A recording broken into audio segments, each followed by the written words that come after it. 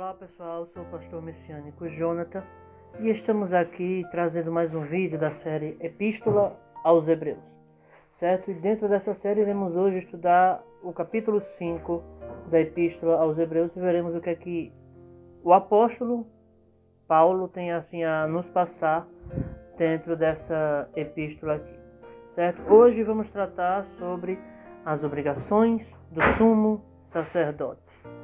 Sei que não há mais templo, não há mais templo em Jerusalém, mas as Escrituras elas estão aqui para nos ensinar quais eram as obrigações justamente de quem? Do sumo sacerdote nos tempos bíblicos. Então hoje vamos aprender o que era que ele precisava fazer para ser aceito por Deus. Gostaria que você deixasse aí o seu like, se inscrevesse em nosso canal, compartilhe, comente, deixe a sua opinião e assim nós iremos aprender juntos aqui a palavra de Deus, certo? Deixe também o seu like, a sua colaboração é de extrema importância. Ative as notificações e assim você irá receber os nossos vídeos sempre em primeira mão, tudo bem? Então vamos aqui dar início ao capítulo 5, a partir do versículo 1, diz assim: porque todo sumo sacerdote, tomado entre os homens, é constituído a favor dos homens nas coisas referentes a Deus, para que ofereça dons e sacrifícios pelos pecados. Qual é o principal objetivo de um sumo sacerdote? É interceder por ele e pelo povo. Como não há mais sacrifício de animais, pois também não há mais templo, justamente o que é dito aqui é que oferecer dons. Dons aqui está justamente no âmbito de materialismo, de riquezas, bens materiais. E sacrifícios pelos pecados. Ou seja, sacrifício pelos pecados, sim. Justamente o dever do sumo sacerdote nos tempos bíblicos era justamente sacrificar, ou seja, fazer por onde que nós alcancemos a graça de Deus e possa compadecer-se ternamente dos ignorantes e errados, pois também ele mesmo está rodeado de fraqueza. Um sumo sacerdote, ele deve ser compreensivo. Essa era uma das qualidades que o sumo sacerdote deveria ter para que pudesse também ser aceito por Deus. Por quê? Uma vez que ele compreende a fraqueza das pessoas, ele então não vai julgar, mas interceder. Versículo 3. E por esta causa deve ele, tanto pelo povo, como também por si mesmo, fazer oferta pelos pecados. E ninguém toma para si esta honra, senão o que é chamado por Deus como Arão. Olha aí que ninguém vai fazer uma coisa dessa, senão aquele que Deus chamou para fazer. Nesse caso, quem foi que Deus chamou para fazer? Por incrível que pareça, são pastores. Como não há mais sumo sacerdote, pastores e rabinos messiânicos que dizem servir a Cristo, eles têm por objetivo interceder não só pela vida dele, por obrigação de sacerdote, não só interceder pela vida dele, como também pela vida de outras pessoas. No versículo 4, olha aí. Assim também Cristo não se glorificou a si mesmo para se fazer sumo sacerdote, mas aquele que lhe disse: Tu és meu filho, hoje te gerei, que é justamente no Salmos de número 2, versículo 7, que está essa passagem. Veja que a Epístola aos Hebreus ela vai usar muito os Salmos, né? Para quê? Para querer demonstrar que dentro dos Salmos também há profecias acerca do Messias. Mas aqui o versículo 6, olha aqui o que é que vai dizer também. Como também diz em outro lugar: Tu és sacerdote eternamente, segundo a ordem de Melquisedeque, ou Melquisedeque. No versículo 6, é citado aqui justamente o Salmo de número 110, versículo 4. Vamos lá? Salmo 110, versículo 4. Vamos ler a partir do versículo 1.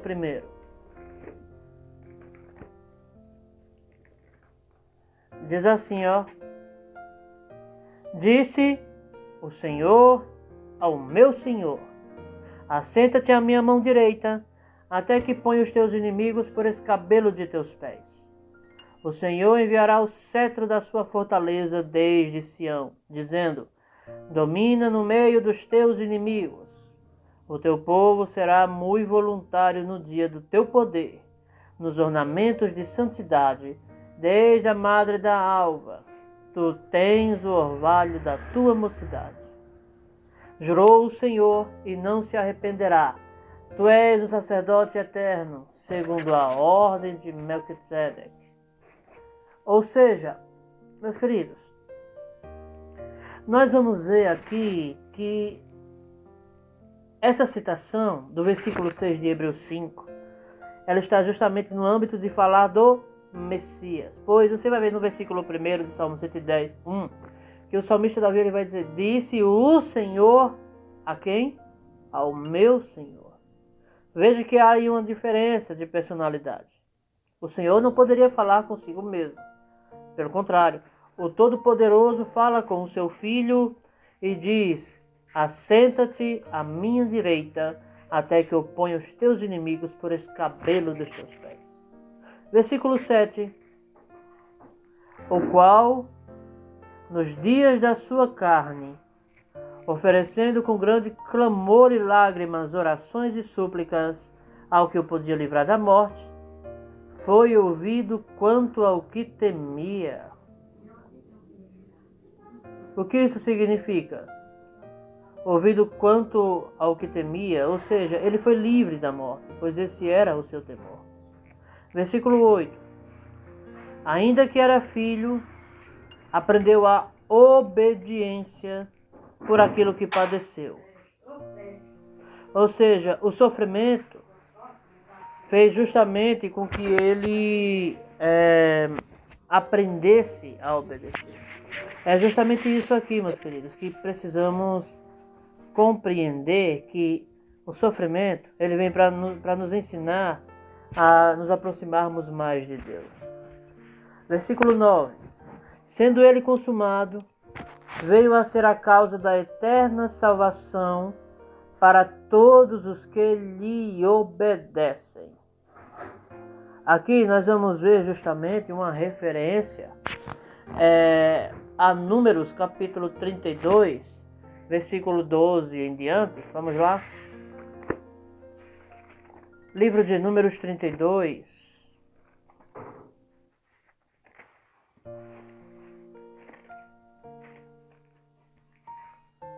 (12 e 13) diz assim: exceto Calebe, filho de Jefoné, o quenezeu, e Josué, filho de Num, porquanto perseveraram em seguir ao Senhor. Assim se acendeu a ira do Senhor contra Israel, e fê-los andar errantes pelo deserto 40 anos, até que se consumiu toda aquela geração que fizera mal aos olhos do Senhor. Então veja que apenas Calebe e Josué, perseveraram em seguir ao Senhor. E os filhos desse povo que tinha sido lá largado no deserto por 40 anos, eles também entraram, pois não tiveram culpa das atitudes de seus pais. Já aqui no versículo 9, 10, chamado por Deus sumo sacerdote, segundo a ordem de Melquisedeque. Ou seja, Cristo é sumo sacerdote, segundo a ordem de Melquisedeque. Vamos lá, versículo 11. Do qual muito temos que dizer, de difícil interpretação. Porquanto vos fizestes negligentes para ouvir, porque devendo já ser mestres pelo tempo, ainda necessitais de que se vos torne a ensinar quais sejam os primeiros rudimentos das palavras de Deus, e vos haveis feito tais que necessitais de leite, e não de sólido mantimento. O que é que o apóstolo está escrevendo aqui? Ele está deixando bem claro que a igreja aqui dos hebreus, judeus messiânicos, né? Estava ali precisando voltar às bases da fé. Estava precisando revisar, literalmente assim, as doutrinas iniciais da fé. Versículo 13. Versículo 14 diz assim: mas o mantimento sólido é para os perfeitos, os quais, em razão do costume, têm os sentidos exercitados para discernir tanto o bem como o mal. Meus queridos, terminamos aqui o capítulo 5, mas só para explicar aqui, tem pessoas que preferem muito mais palavras para massagear o seu ego, né? Mas aqui o escritor, ele vai dizer justamente que quem não está experimentado na palavra da justiça é menino. Precisa crescer, precisa se exercitar em mantimento sólido, em palavras sólidas, e não apenas em palavras de massagear o seu ego. Qualquer pessoa que está acostumada com palavras bonitas, se alguém vier dizer a verdade para ela, o que é que vai acontecer? Ah, esse daí ela é muito rígido. Ah, ele não ele é muito duro, não presta não. Ele é um pastor muito frio. Meus amados, as pessoas precisam se exercitar na justiça e na verdade. Deus abençoe a todos e deixe o seu like, compartilhe e comente. A sua colaboração é de extrema importância aqui para o nosso canal. Que Deus abençoe e fique com Deus em nome de Yeshua.